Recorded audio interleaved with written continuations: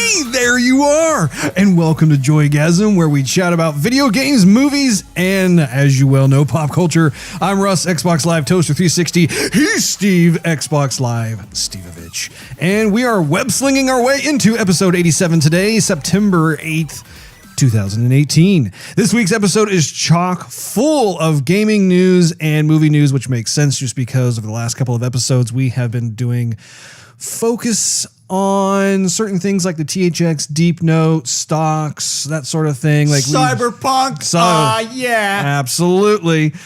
So we're going to play a little teensy weensy bit of catch up here. Gaming news includes, unfortunately, a shooting at a John Madden football championship in Florida. Anthem release date, Overwatch League adding new teams, Streets of Rage 4, Soul Calibur 6 might being the last of the series, and Gwent single-player campaign will now be a standalone game. Movie news includes Movie Pass changes, surprise, surprise, Netflix Witcher details, Captain Marvel movie details, Die Hard 6 name has been officially revealed, actor Burt Reynolds passing away, and The Incredibles 2 smashing a new record. And we actually do have a technology news article that covers the second company to reach the $1 trillion market value. Steve, do you know which one that is offhand? Apple? Apple was the first one. Happened about a month ago, I believe. A month or two. I can't remember exactly. We'll get into that later. Okay, fine. Our topic of the day is, in case you couldn't guess it from earlier, Spider-Man, the game by Insomniac Games for the PS4, which you can fast forward to if you look at the timestamp located in this episode's details section of iTunes, Google Play, Spotify, YouTube, etc., etc. Otherwise, just keep listening.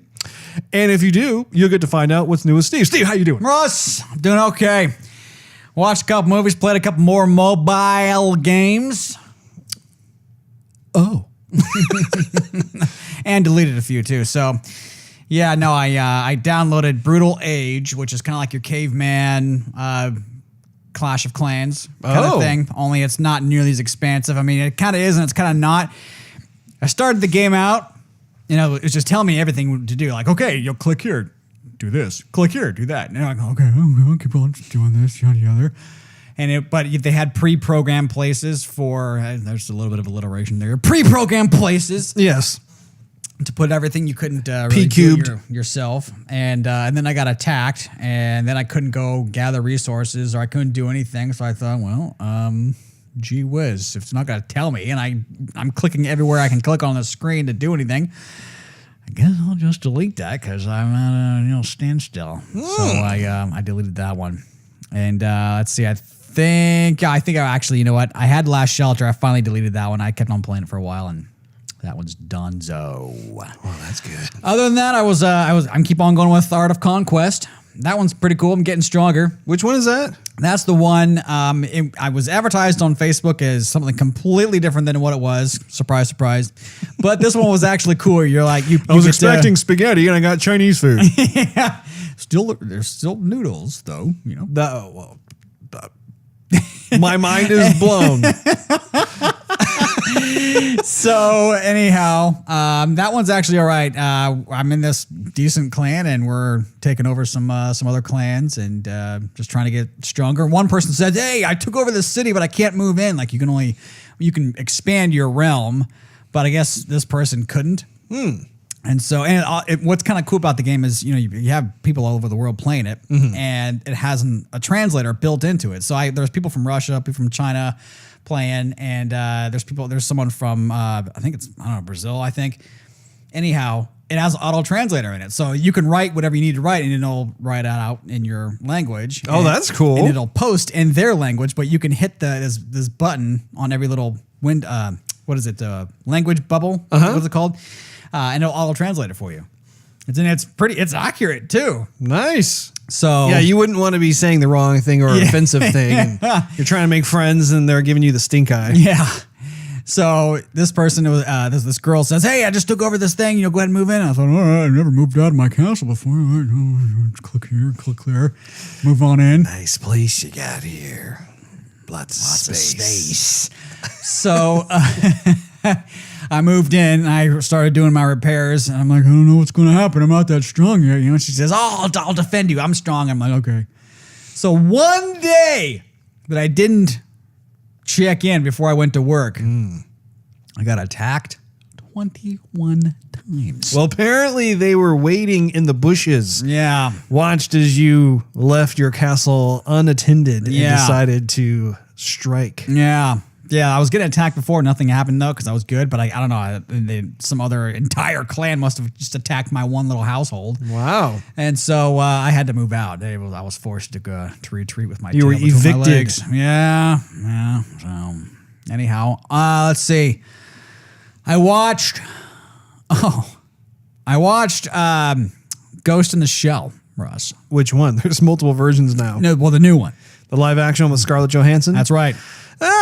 Yes, I've seen that. What did you think? I didn't think it was going to be, going into it, I thought, I got to watch this. I'll throw it in there. But after it was all done, I was like, hey, it wasn't that bad. I mean, it wasn't great, but it was not nearly as bad as I thought it was going to be.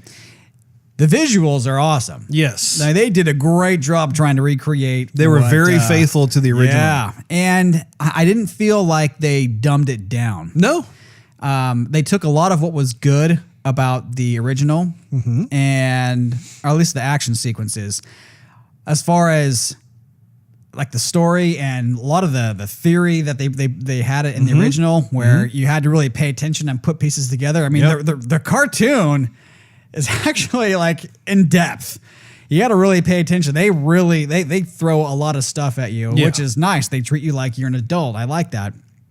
This one, they kind of brought that out. I don't know that. I feel like they captured the soul of the original anime movie in the live action. Like the whole time, it just felt to me like they were doing it justice. Yeah. I didn't mean they brought that out. I mean they kind of made it a little more shallow, I guess I should say. They didn't focus so deep on the theory of individuality and who you are in this world of kind of cyberpunk in a way. Yeah. So I thought, okay, well, I don't know. Maybe the goal was to bring more people into the fan base of Ghost in the Shell. Perhaps leave the door open for continuing the story. I think there was a couple other branches off of the original. I don't really remember how it did at the box office. I think it did okay. Yeah, I don't think it did that great. Yeah. I think if it was a released DVD or Blu-ray, I think it would have been awesome. Or perhaps a Netflix original series. Or perhaps Netflix original series. So yeah, that would have been I think a lot more successful than just going to the theater. Yeah. Otherwise, I saw The Jungle Book, the live action Jungle Book. How was that? That's not bad. What made you? I'm surprised that you actually got that. I had some friends see it and recommend it to me. Were they 5 years old? No, they were not. They were 6, weren't they? 6.5. Oh, okay. But yeah, my friends are 6. Yeah, that sounds terrible. Anyhow, Creepy. Yeah. So yeah, no, some buddies of mine were saying, yeah, they saw it and recommended it. So I figured I'd rent it. It's not bad. I don't know. It's not great. I anticipate that it's probably nowhere near as good as the classic cartoon. I think my favorite part maybe was hearing Christopher Walken as the voice of the orangutan. Was it Lou? I think King Lou. I don't know. Louis or something. I don't know. But anyhow, it's Christopher Walken singing. I want to be like you. Oh, really? Yeah, which is quite entertaining. That might be worth the price of admission for me. I may need to check it out after all. I had no idea he was involved with it. And what is his name? Good grief. Bill Murray. Bill Murray's in it. Really? Yeah. Is he Baloo? He's Baloo. I knew it. And I think, what's his name? Jeez. Man, I'm so terrible with names. Liam Neeson. I think Liam Neeson's in it. Okay. Is he in it? I gotta look it up again. But I think he's the voice of the Panther. I could see that. So, yeah, the animation's pretty good too. Yeah. And Little Mowgli, they're getting very good at, imagining these creatures actually are there existing. I wonder if they have just the way they did with Smeagol, with the person who's dressed up in that kind of green screen outfit, interacting with them. Andy Serkis. Andy Serkis. Because it's much easier when you actually see somebody there that you're supposed to be interacting with than pretending they're there. You know, I think that there's also, isn't there like another Jungle Book live action movie that it's either coming out or it came out recently, but like it takes a much more darker tone. I guess like the actual original story of the Jungle Book is not as lighthearted as Disney made it out to be. I can't remember I don't know if they're just calling it The Jungle or if it's something else, but.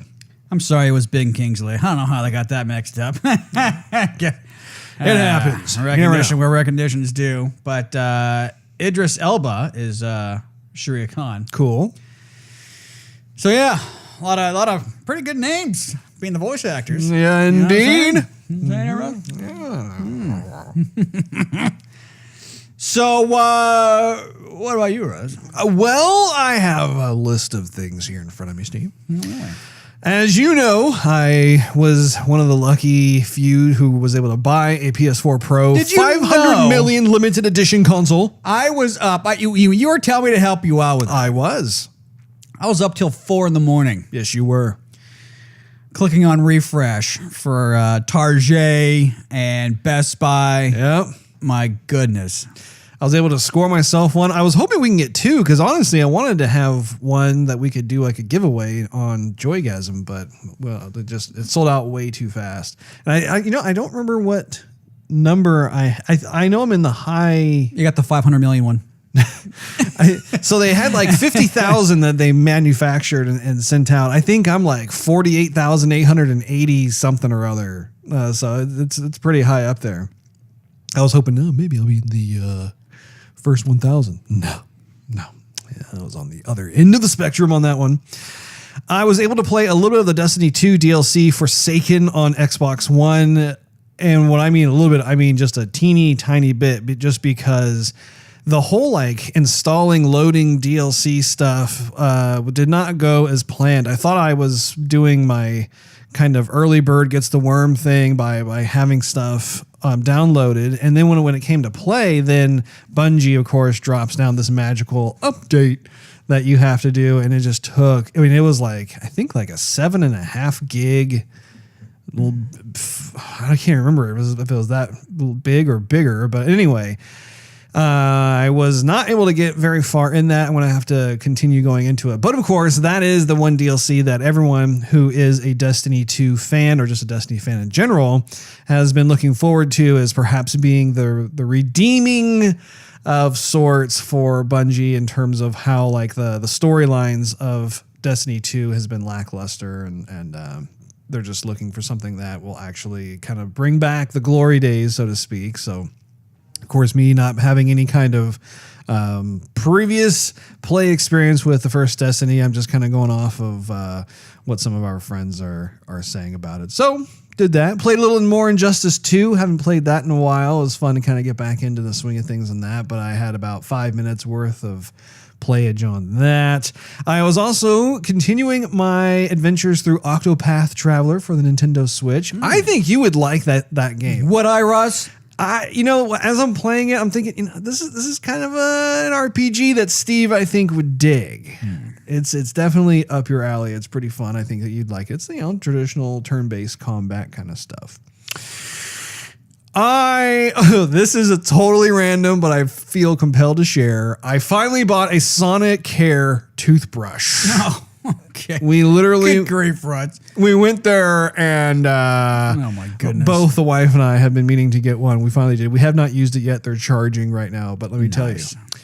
I've watched you, Steve. Is this part of the... I have watched you with your Sonic Care toothbrush, and you seem to be really happy with it. Is this part of the tech part of the show? It is not, and we are not being sponsored by Sonic Care either. But however, I feel as though it was the appropriate time to be able to make that leap from the old school manual toothbrush to a Sonic Care toothbrush. Nice. So we're going to see. I haven't actually tried it out yet. I guess you have to let it charge for 24 hours, and then I'm going to give it a go.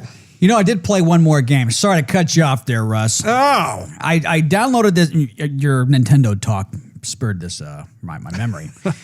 So Nintendo has this game. It's a free game. It's called Fire Emblem.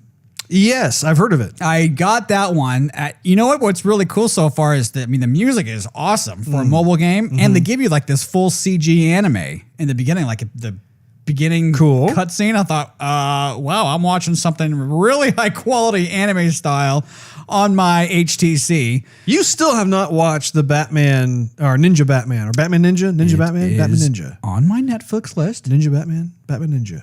I think it's Batman Well, Ninja. there's two words, Russ. Batman and Ninja, and it's either one or the other. My mind's like, Yeah. You do, you don't, you do, you don't, you do, you don't. I want to buy a boat. I was also playing a little bit more of Persona 5, which comes highly recommended. I haven't gotten too far in it. I'm still very much in the beginning, but especially after getting the PS4 Pro, a game like that with the improved graphics, the improved loading times too, that sort of thing, it definitely is capturing more and more of my interest. I had no idea, but Persona 5 actually is produced by Sega. You didn't know that? I did not know that. It was developed, I believe it's by Atlas, which I can't remember if Sega owns or is partnered with or whatever. But anyway, the graphic style constantly reminded me of Jet Set Radio Future. And I thought, well, that's kind of interesting. Okay, I like that style. And then all of a sudden I see the Sega logo. I'm like, oh, well, that makes total sense. Okay. Because even like the persona of the game was very much in line with kind of how like the spirit of Sega games feels and that sort of thing. So yeah, I was looking forward to telling you about that. Thank you. Even though you probably could care less. I do. Finally, I have a little surprise for you, Steve. Oh my goodness.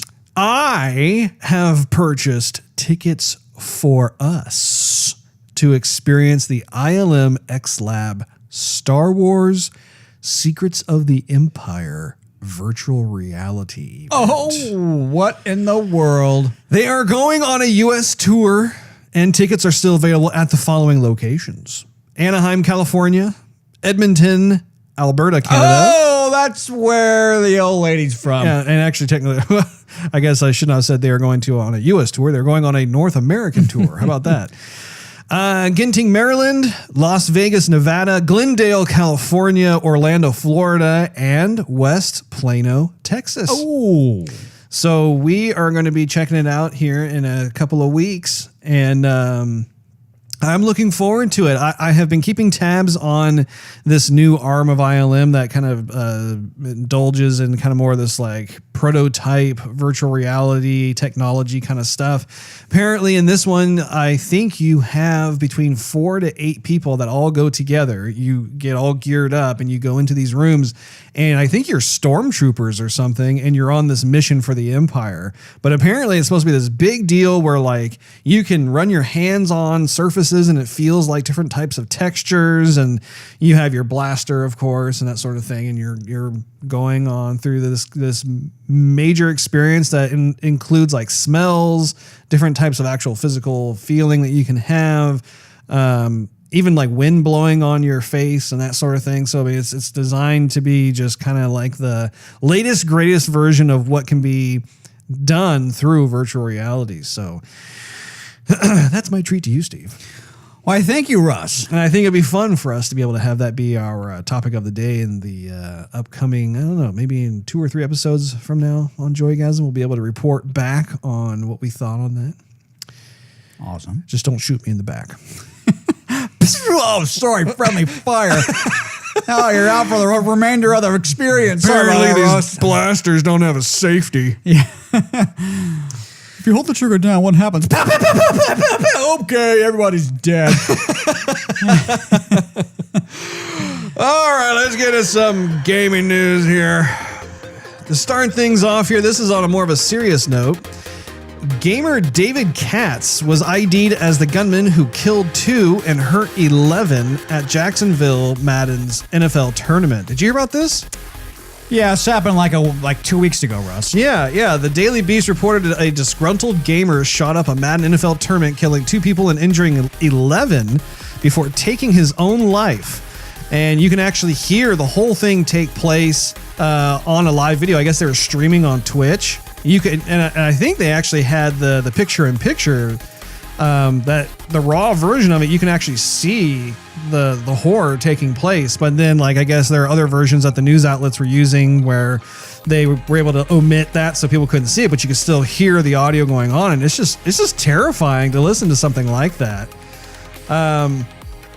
Police in Jacksonville, Florida identified the shooter as David Katz, who was 24 years old, of Baltimore, a competitive gamer who was attending the regional qualifier when he is said to have opened fire with a handgun. The police did not specify a motive at the time. The incident unfolded around 1:30 p.m. inside a restaurant filled with gamers hoping to do well enough in a regional qualifier to play in the national championship in Las Vegas later this year.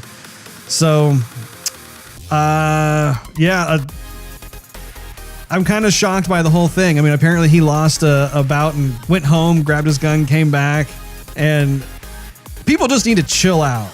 I think that's the epitome of rage quitting. To me, it's just, there are so many things in this world that just are worse than losing a game. I mean, the whole like sore loser thing, it's like, your life isn't over if you lose a game. You need to get better. Surround yourself with people who are better than you, and you will improve no matter what it is. But I was just shocked to see that. I mean, it's just different times, man. Just different times. BioWare announces Anthem demo release date at PAX West 2018. It looks like it will be February 1st for the Xbox One, PS4, and PC. Just in time for your birthday there, Steve. That's right. Now, Overwatch League has added 6 new teams. 6 new franchises have been added to the Overwatch League, including, I'm going to see if I can pronounce this correctly, Chengdu, Hangzhou, Paris, Toronto, Vancouver, and Washington, D.C. The additions bring the roster up to 20 teams, with 9 of them from outside of the United States. There's no information on Season 2's schedule just yet. However, Disney signed a multi-year broadcast deal with Blizzard Entertainment in July to broadcast the Overwatch League alongside ESPN and ABC, so you'll have plenty of places to watch it when it finally kicks off. I'm also guessing that it'll still be broadcast on Twitch as well. I would think so, Russ. Twitch is kind of your gaming sports extravaganza. Well, if you remember, like, they had an initial exclusive deal where I think they paid Blizzard like $80 million in order to like have like exclusive rights to be able to touching my foot right now. Oh my gosh.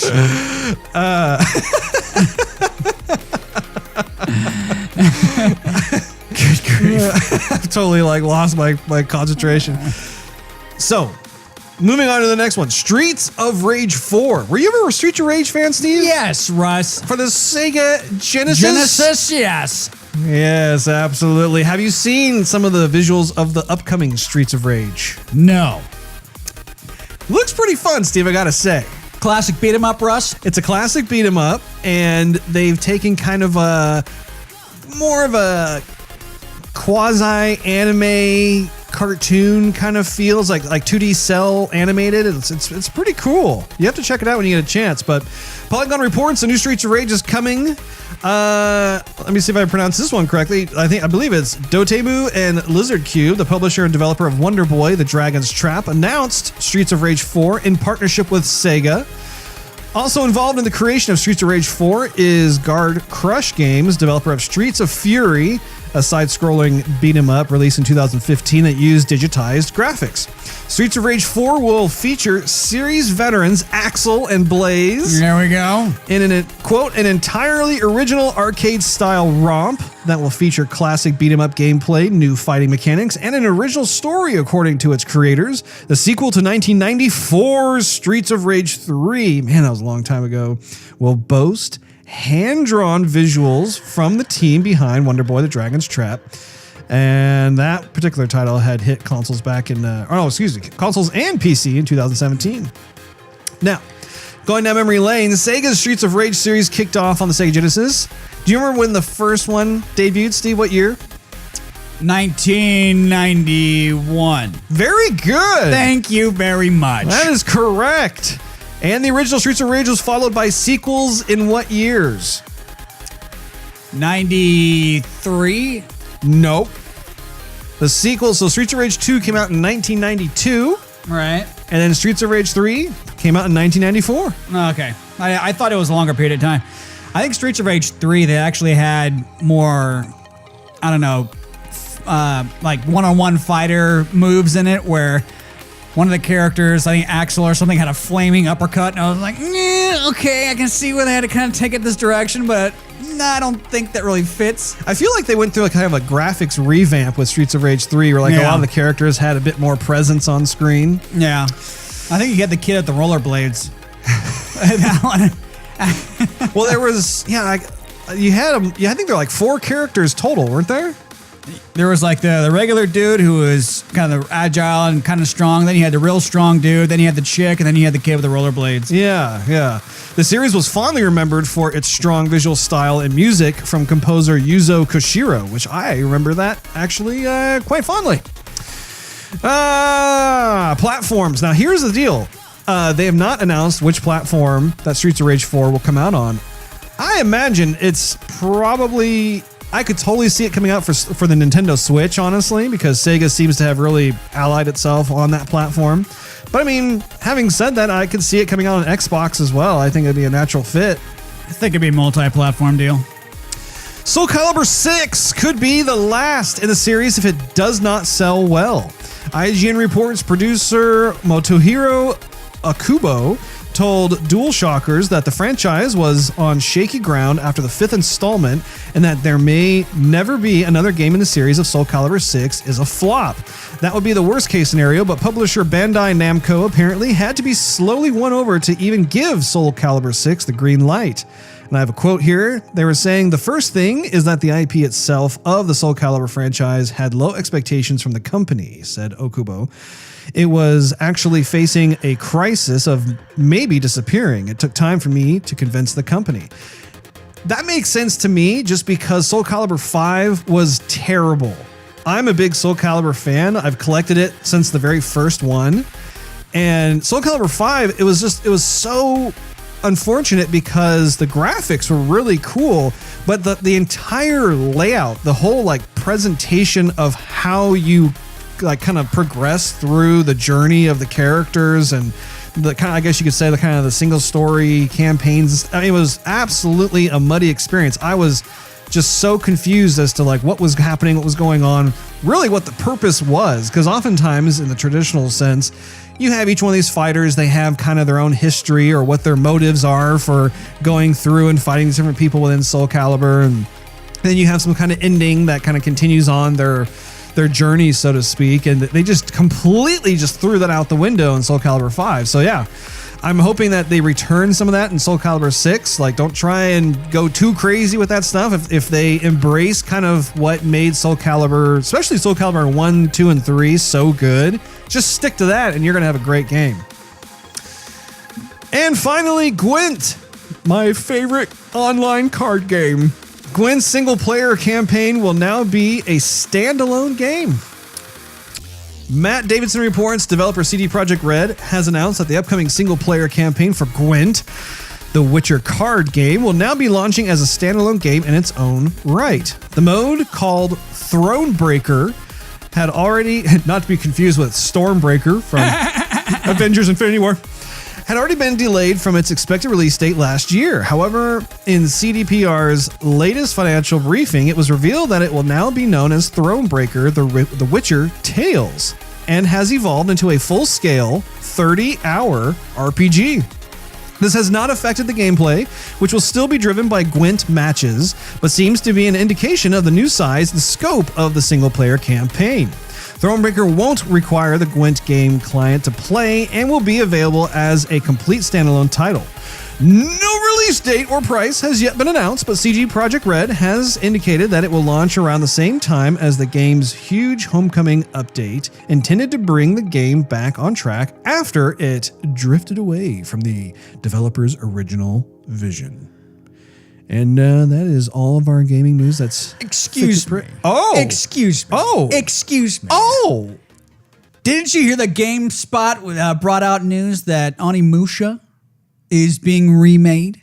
I was never and it's coming out in January. Are you a big fan of Onimusha, Steve? We talked about it on an episode. I think it was around December or so. I got Onimusha 1 and 2. I did not know you were a big fan of Onimusha. I was playing it on PS-DOS. Really? Yeah, it was a fabulous game. Oh, well. Man. Good. Yeah, good. Is there anything else you'd like to say about it? No, Russ. I'm looking forward to it, that's all. Okay. Good for you. Movie Pass raises subscription price, limits availability of blockbuster releases. IGN reports Movie Pass is raising its monthly subscription price and is limiting access to nearly every major blockbuster release. The company will be increasing its price from $9.95 to $14.95. And honestly, I think that that's probably a better thing for them to do just overall, because the $9.95 I just do not think is sustainable in terms of them staying in business. I think they're hemorrhaging way too much cash. And of course, I don't think it's any surprise. Movie Pass, if you recall, Steve, temporarily ran out of money. Right. They had to borrow $5 million large in order to keep the lights on, so to speak. Is that all? Users also will not be able to watch new movies within the first 2 weeks of release. And so Movie Pass is constantly going through these different changes and whatnot. It seems as though they're starting to kind of stabilize, at least at this point in time, like what you're supposed to do. The good thing is that they did suspend having to take a picture of your ticket stub and then upload it and send it to them as proof. Yeah, it's you. So that's good. I like how they removed that. But although they did use the word, they literally used the word suspended, which doesn't mean like it's gone forever. It's just kind of not doing it now. And moving to this whole notion of where you can watch 3 movies a month for, I guess it's $15. I think it's a good move, but of course people are still just really up in arms over just kind of the roller coaster ride they've been taking on with this, of just trying to figure out just all I want to do is go see a movie and use this, that sort of thing. I will have you know, as a side note though, I checked out their stock. Did you? I did. The stock ticker actually is HM as in money, N as in Norway, and Y, HMNY. And they have been they've been absolutely beaten down. Apparently around this time last year, they had a high of about $39 a share. I'm here to tell you, Steve, that the stock currently sits at just over 2 cents a share.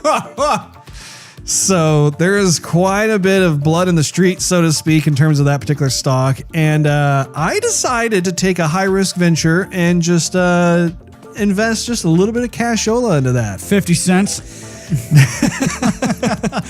It's not much, but I figured, okay, at 2 cents, even like just a little bit of cash, that actually is going to give me a pretty good swath of shares. And it could completely blow up in my face. But I thought to myself, if they're able to continue stabilizing just what their policy is and just stop alienating their customers and be able to continue building their subscriber base to a point where they break even financially and then be able to actually make a profit, it could be a crazy turnaround story. But at the same time, like I said, it could even just kind of peter out and get snuffed out like a candle, and then, I'm out a little bit of money, but whatever. I thought, be a little fun to see what happens. So how much, Russ? Oh, I only put like $500 in. It's not much. I'm just like, there you go. If I lose it, I lose it. But if it turns around, I was thinking about it. I was like, well, that basically netted me about 21,649 shares. So, even if like the stock went up to like $1, I just made myself about a little over 21 grand. There you go. So we'll just have to see what happens. But that's what kind of makes things exciting. I was thinking like, $50. $10. I was feeling a little saucy there, Steve. I want to see how it's going to go.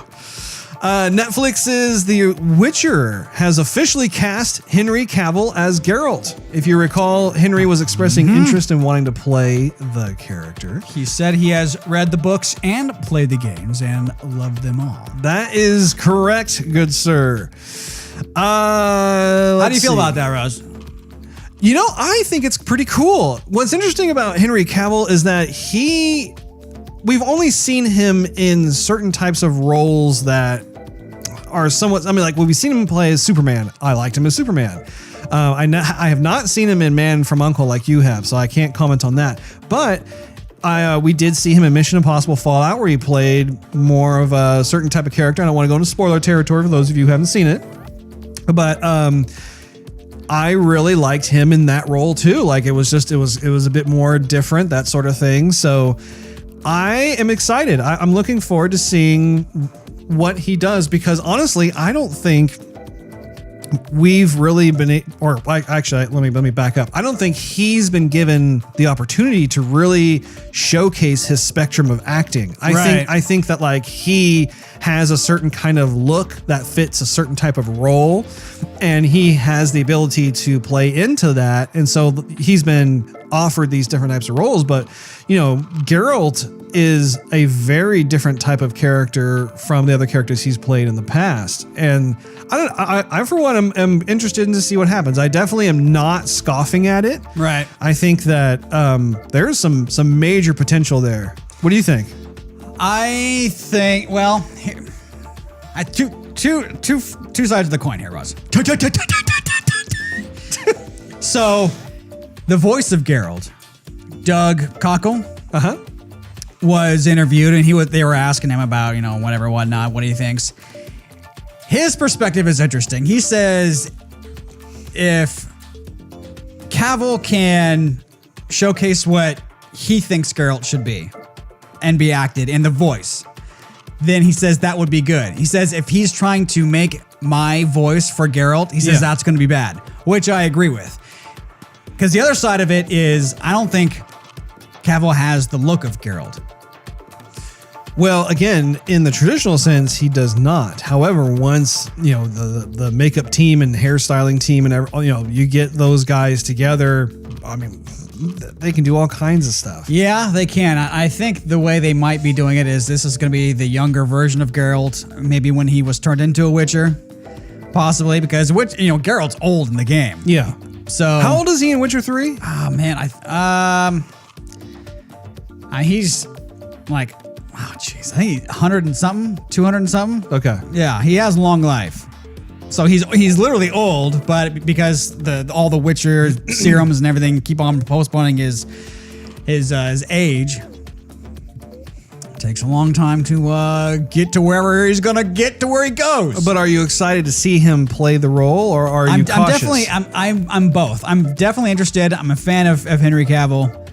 I'm just cautious. Okay. I want them to make the right decisions. I don't want them to get too excited of, oh, Henry Cavill, oh, he was Superman. Yeah, let's bring him on. And then there might be some no-name actor who is looking for a spot who might be perfect. Well, I do think it says something to hear him talk about how he's read the books. Right. He's played the game. I mean, like it's much better than someone who's like, no, who's Geralt? What's the Witcher? I'm here to I'm here for the role. I'm here to collect a paycheck. Yeah. What's his name? Jerry of Rivia. Captain Marvel has the first official photo reveal. Did you see this, Steve? No. The first official image of Brie Larson as Captain Marvel has been revealed. It's actually on Entertainment Weekly's new issue cover. The superhero's suit is familiar, but has been tweaked a little bit from the comics from its MCU debut, or for its MCU debut. Entertainment Weekly's report confirms that this is not a traditional origin story beginning after Carol Danvers already had her powers and has joined a Kree military team called Star Force, taking place in the 90s. Samuel L. Jackson will play a younger Nick Fury, complete with both eyes and a desk job at S.H.I.E.L.D. The report also confirms that Jude Law as a Kree military commander and Ben Mendelsohn as Talos, the head of Skrull Invasion of Earth, will appear in the film. And of course, Captain Marvel will return to Earth to find out about her past, presumably revealing the origin of those powers, and fight off the shape-shifting Skrull threat. Describing the character, Larson says, quote, "She can't help but be herself. She can be aggressive, and she can have a temper, and she can be a little invasive and in your face. She also is quick to jump to things, which makes her amazing in battle because she's the first one out there and doesn't always wait for orders. But the not waiting for orders is, to some, a character flaw," end quote. Captain Marvel is due to be released on March 8th of 2019, which I'm looking forward to very much because that is the precursor to when Infinity War Part 2 is released, I believe in May, if I'm not mistaken. It's either April or May, somewhere around there. Die Hard 6. Are you a Die Hard fan? Not particularly. Really? I mean, it's not like I don't like it. It's just that I don't, get all hot and bothered when another one comes out. I always liked the Die Hard series. I always liked Bruce Willis, and I love Die Hard 1, 2, and 3. I liked what was that one? The hacker one that came out. Live Free or Die Hard. That was fun. Oh yeah. Anyway, Die Hard 6 will be called simply McClane. Die Hard 6, originally rumored to be called Die Hard Year 1, will follow a 60-year-old McClane and a younger McClane in his 20s as well. Of course. But despite the supposed time jumps, they have reassured fans that Willis will still have a large role in the film. Oh, interesting. And next on the list here is that actor Burt Reynolds dies at 82. The Hollywood Reporter reports that Burt Reynolds has passed away, confirmed by his manager, Eric Kritzer, to THR. Reynolds died Thursday morning at Jupiter Medical Center in Florida. Multiple reports are stating that Reynolds died following a heart attack. If you recall, Reynolds began his acting career in television on multiple westerns and police shows before jumping into action movies in the 1970s and 1980s. He was known for choosing his roles based on how fun they seemed to be, and later regretted not taking on challenging roles, as he wrote in his memoir. And the name of the memoir is called But Enough About Me. Oh, I thought I was gonna say something like mustache, something. Hairy man. Yeah. He had the stash all throughout his Hollywood career, if I'm not mistaken. I haven't seen every single movie he's been in, so I cannot confirm. A lot of young movies with him. He's always had. I don't want to say always, Russ. I don't want to say always, but between him and Tom Selleck, yes, man, the two stashes and best stashes in Hollywood. They represented the stash very well. Yes. I have a quote here from, I believe it's from his memoirs, but he said, "I didn't open myself to new writers or risky parts because I wasn't interested in challenging myself as an actor. I was interested in having a good time. As a result, I missed a lot of opportunities to show I could play serious roles. By the time I finally woke up and tried to get it right, nobody would give me a chance," end quote.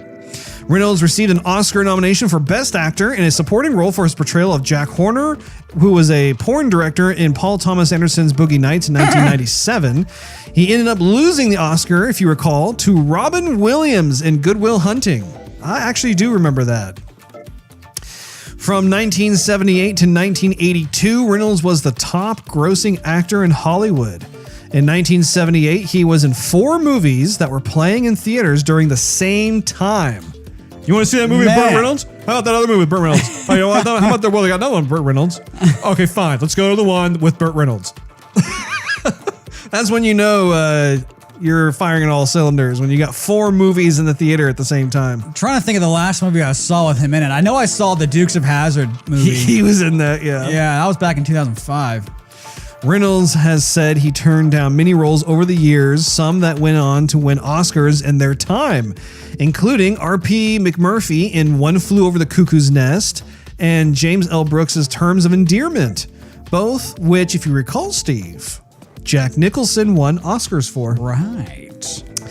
Other roles Reynolds stepped away from include Richard Gere's role as Edward Lewis in Pretty Woman, Harrison Ford's Han Solo in Star Wars, and Bruce Willis as John McClane in Die Hard. He could have been in all of those as well. Wow. Yeah, I don't know if he would have really fit, though. I'm telling you, all those are just huge movies, though. That's just crazy.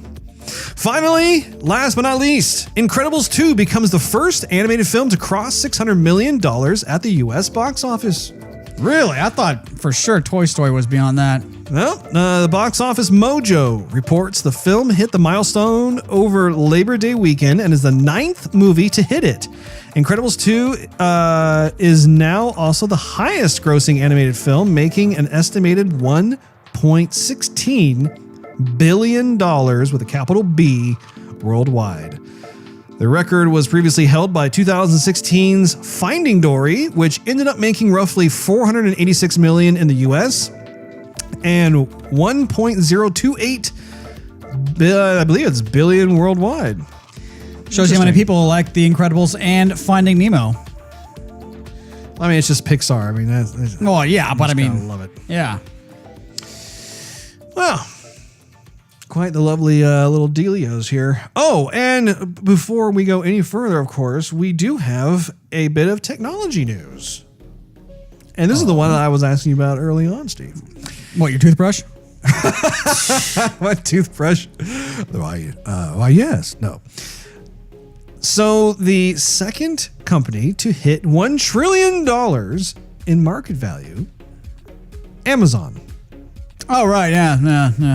CNBC reports Amazon hit this market cap Tuesday morning after shares rose by almost 2%, making them worth, just over $2 trillion. Well, technically, it makes them worth $2,050.50 a share. Because the outstanding share count was reportedly, this is a big number. Let's see if I can get it right. I believe it is 487,741,189 shares. Jeez. The math added up to the overall market value hitting that magical I don't even know what that is. Basically, it's a lot. According to CNBC, analysts are citing an ever-diversifying portfolio from Amazon as an explanation for what drove the stock's value upwards. A growth in Amazon Web Services is also noted as a major factor in the company's recent success, though there is a major milestone for the company to hit. Apple managed to reach it a little over a month ago. Still, both U.S. giants continue to grow in value and size. Do you happen to have any stock in Apple or Amazon, Steve? Apple, yes. Amazon, no. I guess I probably should. There's been plenty of times where I thought, it's just too expensive. It's probably not going to go much higher. Oh, look at that. It went up 28%. It's too expensive. It's not going to go much higher. And then bam! Oh, it up another 14%. Oh, that's nice. That's pretty much how I am as well. It's you just gotta take the plunge. I think if I had a good year, I might just buy one share, and then go, okay, let's see what happens. But then, like we said in our stock episode, as soon as I buy it, then Amazon's gonna have some big surge, and all their power is gonna go out, and they're gonna be down for business for 5 days, and then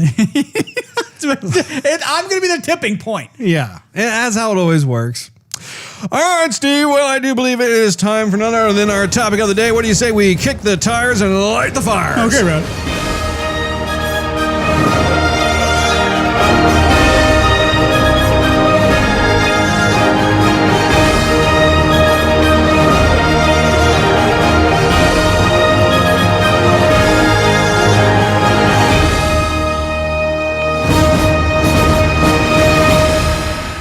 Our topic of the day is Spider-Man the game that was developed by Insomniac Games, and we have not beaten the game yet. So this is going to be more of kind of like our initial impressions of just where we've gotten so far, which hasn't been too far considering the fact that I bought it, I believe it was yesterday.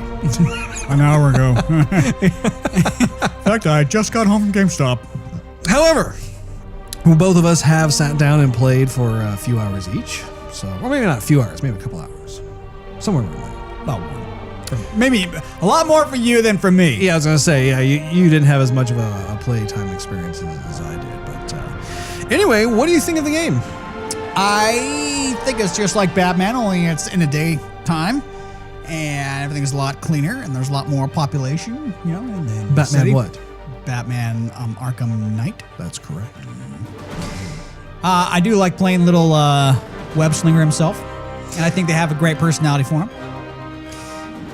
You know, the controls, maybe it's just me from going from Xbox to PlayStation. I'm like, okay, square, circle, triangle, X, okay. I'm having a tough time with the buttons, but I mean, that's not anything with the game. That's just me going from years and years and years of Xbox back to PlayStation.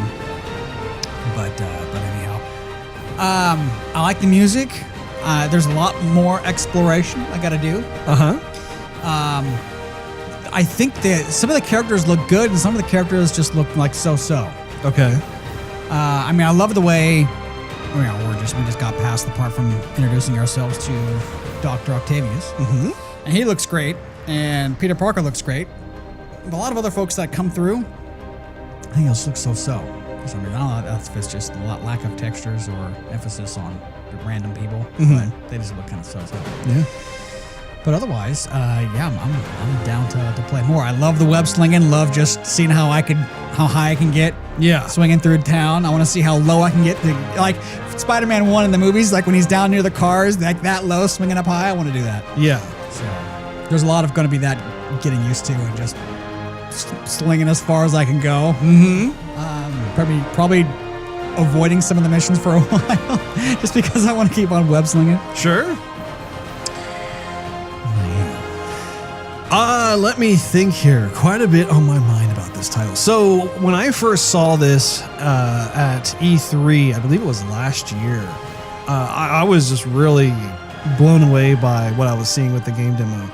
And so I have a kind of a bevy of thoughts on this.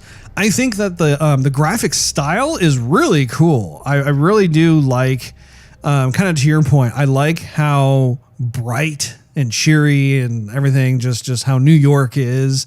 And I just I don't know if I would say cheery for New York, but like, I guess what I mean by that is just all I've really had to go off of in terms of like comic book games is Batman. Like when it comes to Batman Arkham City, Batman Arkham Knight, and of course, like to your point, those games take place at night and it's raining and it's just real soggy and that fits for that particular world. But in Spider-Man, it's very different. Spider-Man is much more of that brighter, bustling, plenty of life going on in the city kind of thing, and that's just part of the persona of the world of Spider-Man. And so I think that they, like, so far anyway, I believe that they've really captured it well. And one of the things that I think is really cool about the game is I like how there are times when you are Spider-Man, and then there are other times when you play as Peter Parker. And I think it's cool because even with the limited amount of time that we have put into the game, I can see how there is major potential for this game to actually go back and forth constantly, where you're kind of taking a break from doing one or the other. And so it keeps it really fresh, because by the time I jump back into my little superhero duds as Spider-Man and I'm swinging through the city again, I'm like, oh yeah, I'm swinging. I forgot. Yeah, I'm used to like running around and like doing like little mini game puzzles or having to be more of that Peter Parker persona. So my hope is in the game, as I continue playing through, we'll be able to see more of kind of Peter Parker's lifestyle. Like perhaps he's in school sometimes. Maybe we'll be able to see some more of his like family members and that sort of thing, and be able to do like little things that like a 16 or 17-year-old would do. Or in this case, I think in the game, he's a little bit older now. I think he's kind of more in like his like early 20s or something. I don't know for sure what the age was that they were going for, but the music is just spot on for me. Like I found myself turning up the music last night when I was playing it. Absolutely wonderful to listen to, especially as you're swinging higher and higher and doing all this kind of crazy acrobatics in the air, that sort of thing. And the voice acting, I think, is on point. I really like all the different voices I've heard so far. I think the guy who they got to do the voice of Peter Parker is perfect. Yeah. He has personality to spare, which, I mean, that's part of who Spider-Man is. And I look forward to meeting more of the villains in the game, there are probably just all kinds that are waiting to be discovered. I've also heard too that there are Easter eggs throughout the city. I think there, if I was reading on IGN correctly, I think they said something between 17 and 19 different types of like landmarks. Like you could see like Stark Industries Tower somewhere in New York, and you could see some other things too you have to look for. But I like how they are taking kind of that TLC approach to give the impression that this is a Marvel living, breathing world. It's not just exclusive to Spider-Man, but that these other superheroes, yes, they do have some sort of presence in there. Even if you never see them in the game, there is that kind of nod, if you will. So I think that's really cool. What do you think of the fighting? The fighting, yeah, it's just like Batman. I mean, I like how they have the spider sense. Yes. For something that you know, someone's either going to hit you from behind, whatnot.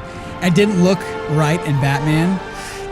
See, that's the funny thing is that Batman had kind of the Spidey sense thing, which just didn't look right, but it is completely appropriate for this game. Yeah, Batman has great senses, anyway, and he's got some gadgets and whatnot. Sure. But so it makes sense, yeah, that he would know someone was creeping up behind him, but it's right in Spider-Man, for sure. The motion and the fighting seems a lot faster. In Spider-Man? Crazy fast. Yeah.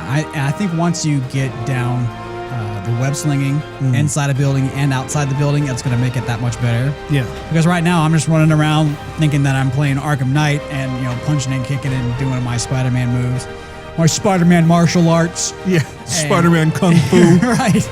But I think if I was webbing all around these large lobbies inside buildings and whatnot, I think that'd be pretty sweet.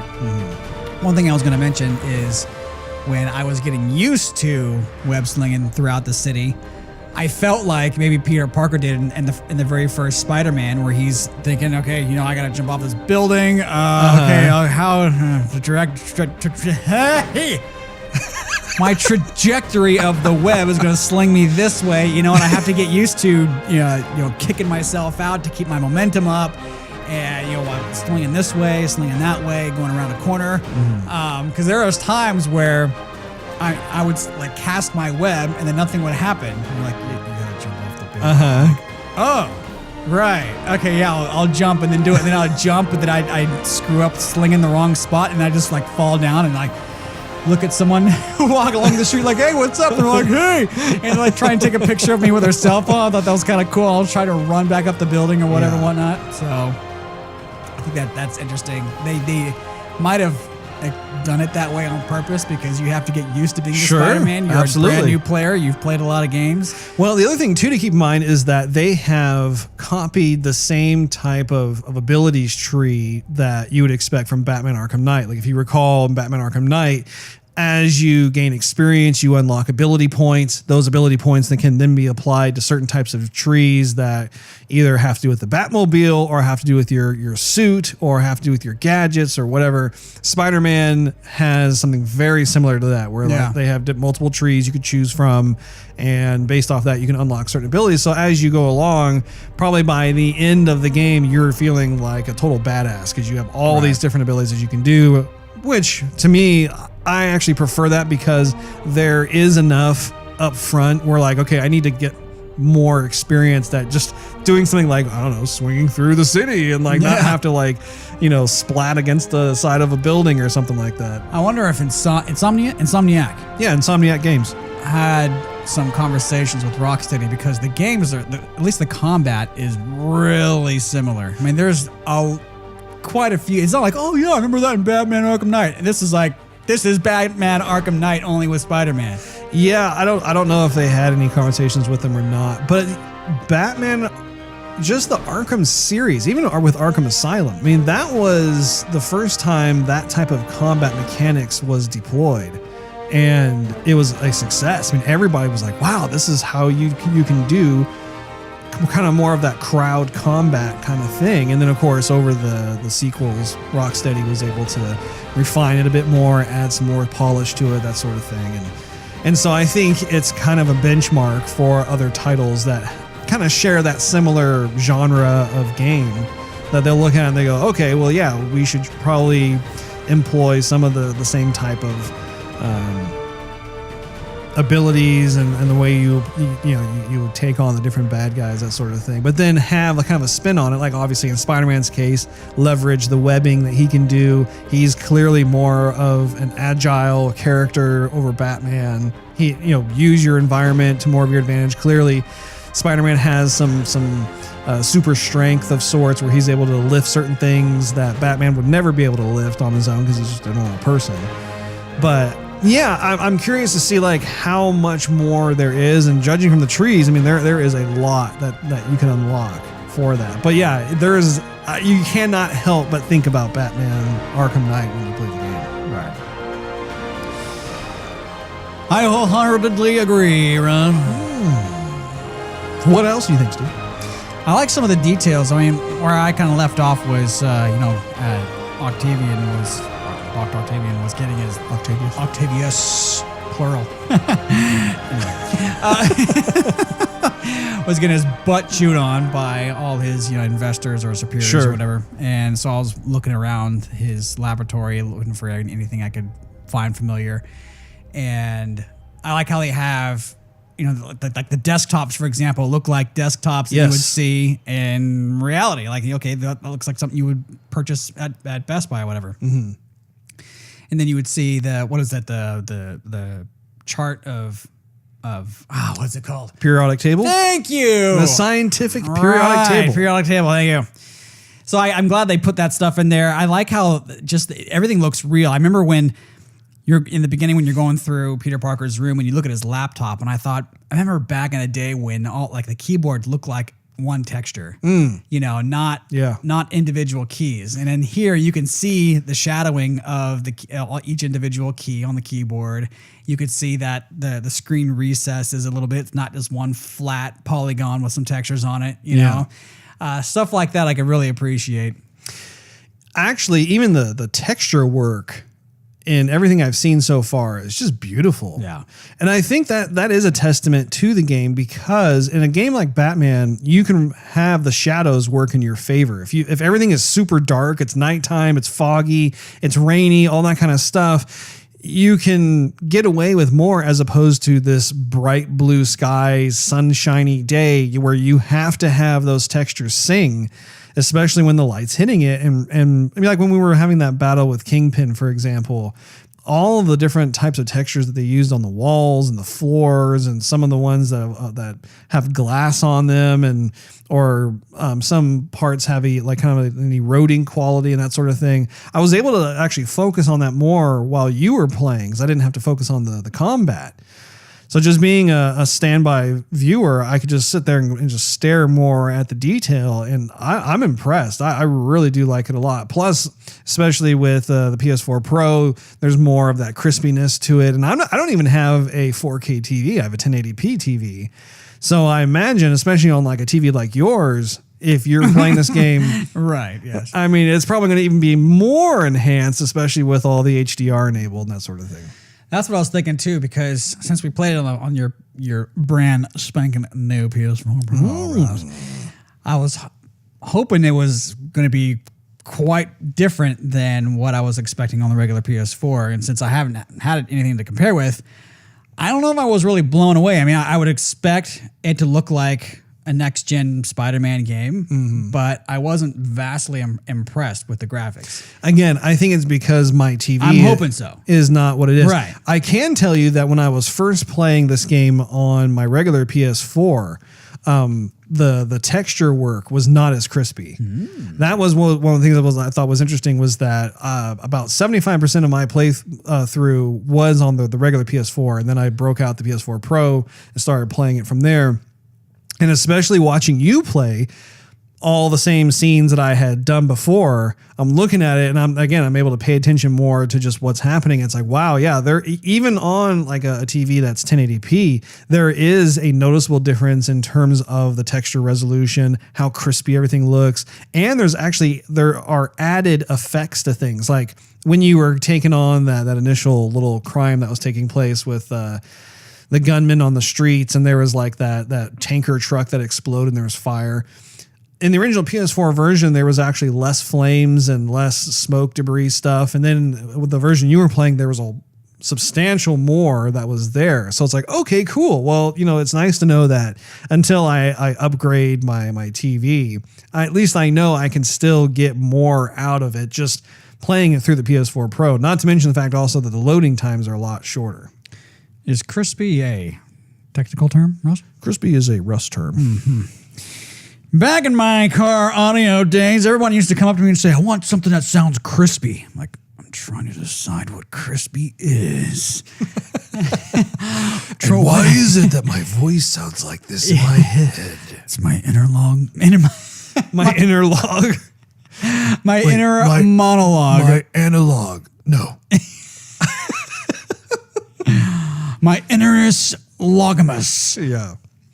The fighting, going back to the fighting mechanic, it's weird because Spider-Man is so much more of a lighthearted guy. Right. And like when I was playing Batman, I was expecting kind of this brawler, like this kind of dirty fighting kind of thing. And it was very satisfying to be able to take out those guys.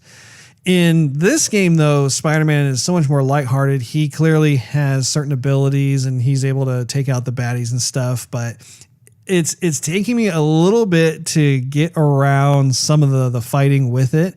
And I do believe that they have incorporated this a bit into the fighting style itself, where you cannot approach it like you would with Batman Arkham Knight, in the sense that Batman can just, bulldoze his way through the characters. You actually have to be very nimble in this game and aggressively use more of the evasion techniques and that sort of thing. Like in Batman, you could kind of do that. You would kind of evade here and there if you had to. This game, I think it's much more be aware of your environment, be aware of your surroundings, be able to leverage things that you can grab and throw at people. It's all about kind of keeping your enemies kind of on their heels and not really understanding or being able to predict what you're going to do and that sort of thing. And you'll get the upper hand in that way. But did you have any other comments about it, Steve? No, that makes sense. I just think it's easier to point out the similarities than it is the differences between the two games. I mean, when I was on top of the building, kind of hacking the tower in a way, making it work, or even in the laboratory. Very Batman. Yeah, again, there was something else they pulled. I mean, even like the radio waves and everything, how you're supposed to align everything. I thought, well, that's really close. Yeah. Even jumping up onto the police rooftop and talking to not necessarily the commissioner, but the police chief or captain or whatever it was. Yeah. There are a lot of similarities, but again, I think that we'll have to come back once we've been able to play through the game entirely and provide kind of more of our review of the game. This is kind of more of an impression at this point in time. But I'm glad it's finally out. Just as true, Russ. There's a lot of places in the city I'd like to explore. I'd like to see the water. Water is hard to do in a game. The water in the bay looks gorgeous. I don't know if you saw it. From a distance. From a distance.